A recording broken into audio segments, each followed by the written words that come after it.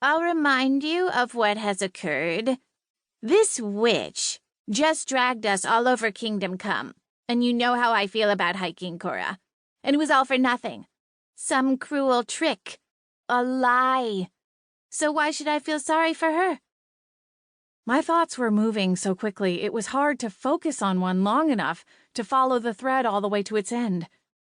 But Celine's words spun them in the opposite direction, leaving room for some of the pieces to start fitting together.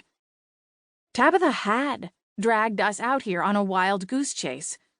In her final words, moments before she turned to stone, she'd confessed it was all some setup, that she'd been hired by some mystery client to keep us busy and off the trail of Aunt Lavender's real kidnapper. I wanted to hate her, to curse her out or kick her in the shins. But staring at the smooth rock surface and the pained expression and panic-filled eyes carved into it, all I could feel was pity. She's still a human being, Celine. We should help her if for no other reason than that, don't you think? Meh. Humans are kind of overrated, in my opinion. Scowling, I nudged her with the toe of my hiking boot. Fine. Then let me put it another way. Tabitha is the only person who knows what's going on, and potentially where Aunt Lavender really is. Did that thought cross your selfish little mind? Celine canted her head, considering my theory. A fat lot of good that's going to do us now. You've really never seen magic like this before? I find that hard to believe, considering how you're always going on and on about how ancient you are, how you've seen it all. I've never even heard of something like this before. A new thought bubble surfaced in my mind, and I turned, considering the forest around us. Was there somebody lurking in the tree line? Magic like this couldn't be random. Could it? Was someone watching us? Was there some source of magic swirling around us still? If I had to take a guess, I'd say this was some kind of oath spell. Oath spell? I shook my head. I've never heard of something like that before.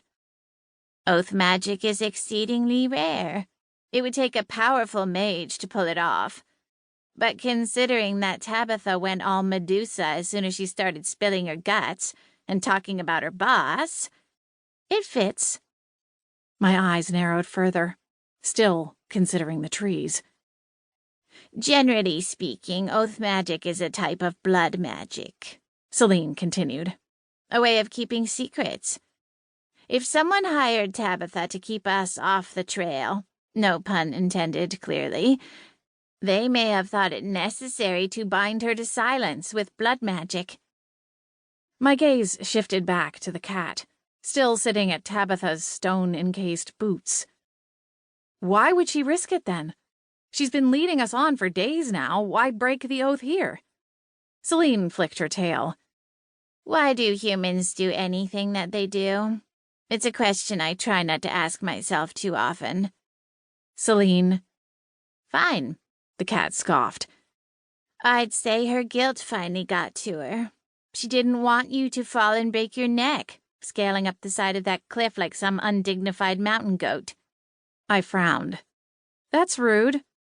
She said she'd been hired to keep us busy, not to get us killed.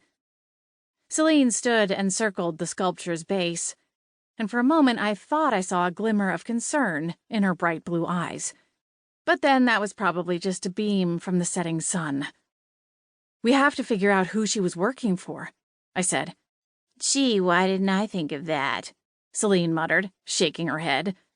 She muttered something after that sounded a lot like, Captain Obvious. I chose to ignore it.